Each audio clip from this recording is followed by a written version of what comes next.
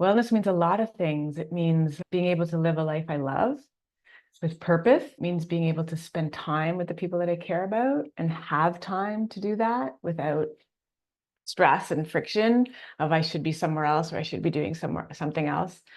Wellness means self-care and being able to care for others, being able to move my body, experience joy, laugh, being around good people. My name is Annemarie Shrouder. I work in the field of equity, diversity, inclusion, and belonging. Been doing that for quite a number of years. I'm biracial, I'm queer, I'm a mom, I'm female identified. I currently live in the Caribbean, but I'm Canadian. It's a tricky question because they're all so connected. In the end, I landed on mental wellness because mental wellness impacts my financial wellness, right? I'm learning this year about the inner game, how it's not about chasing the money, but really being centered.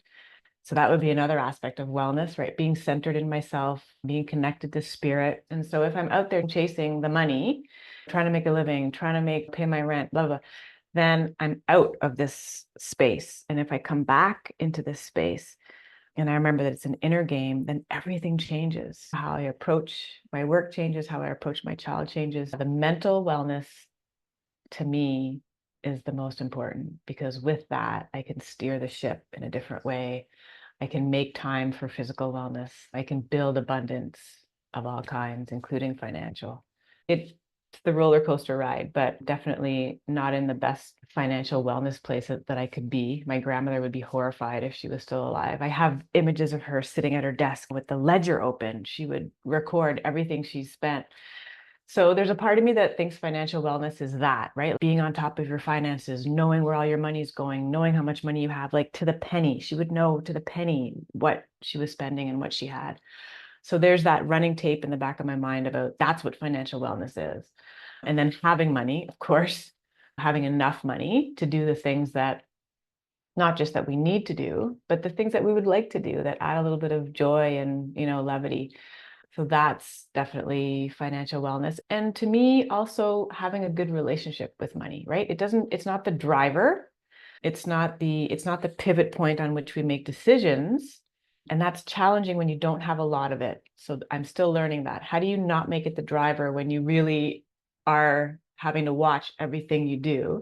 And having experienced moments of that when it's not the driver, there's a freedom there, right? To just express and live. And money is important. It's part of the energy exchange. Having a healthy relationship with money so it doesn't run the show, but we're conscious of what it allows us to do, both for ourselves and for others. And we're also respectful of it so that how we use it is important. I think society defines all of us by what they see first. So I'm a woman of color. I'm female identified. I'm tall. I'm 6 feet tall. You can't tell because I'm sitting. So there's height and I'm thin. I think with those things come a lot of assumptions about my level of physical ability, my fitness level. Being female and being a woman of color are marginalized identities. And because of what I do, I'm very aware of those even more than I would be walking in the space. But I'm also queer. I have a daughter. So when I'm with my daughter, I'm a mom. You can tell that we're related. We look similar, which was a big deal as somebody who's biracial, who has a mom who's white, who no one knew was my mom, right? That was a huge deal for me when choosing to have a child. So I think a lot of the ways that I define myself are obvious to people. A lot of the ways that I'm conscious of how it impacts how I move through the world are obvious to people. But the queerness isn't obvious. And there's many other things that you can't see about me, right? What I love to do, that I love nature, that I'm a writer, that I love books, that I love to dance, all those things you can't tell. But we're so stuck on the suit that we're in when we look at people and want to define them so that we know how to treat them or what we should assume about them or what we should expect, which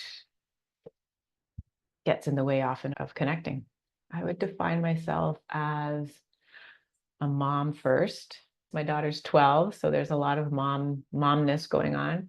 So I definitely define myself by that, for better or worse. I think as mothers, we lose ourselves really easily in that role.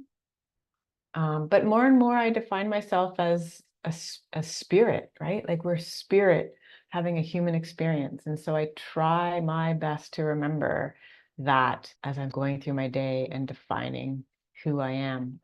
I do define myself by all those characteristics. I don't know if it's because of the work I do. I don't know if it's because many of them are marginalized. And so we're reminded of those on a regular basis. And my parents are aging. So a really big part of how I define myself is a daughter because I'm looking after them from a distance, but it's a daily checking in and making sure that they're okay. So Emp has those two bookends, the daughter on one and the mother on the other, and then me in the middle, the ham and the sandwich, as it were, trying my best to just remember that I exist as just me and I have to take care of myself as well.